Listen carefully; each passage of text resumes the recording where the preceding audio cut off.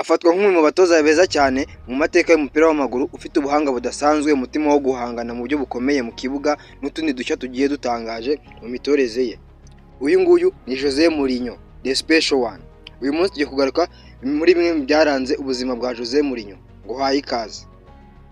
Ubundi amazina yose ni Jose Maria dos Santos Mourinho Felix. Yavutse ku itariki ya 26 muri Mutarama mu 1963.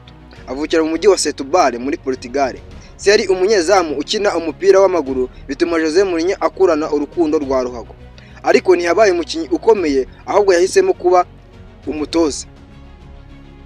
Mourinho yinjiye mu ruhando rw'ubutoza nk'umwungiriza wa Bobby Robson muri Sporting Lisbon, FC Porto na FC Barcelona. Aho hose yahakuye ubumenyi bwihariye, yaje kumenyekana ubwo yatangiraga gutoza ekipe ya FC Porto mu mwaka wa 2002.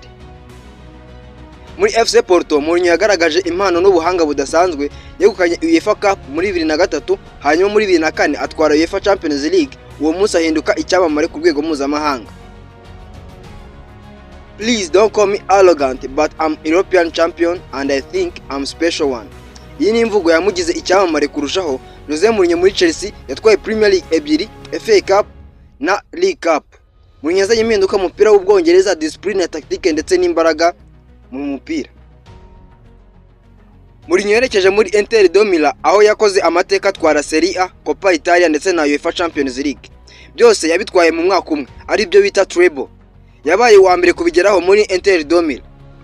Nyuma yerekeje muri Real Madrid, aho yahanganye na Pep Guardiola muri FC Barcelona. Muri 2012 Mourinho yegukanye La Liga afite amanota menshi cyane.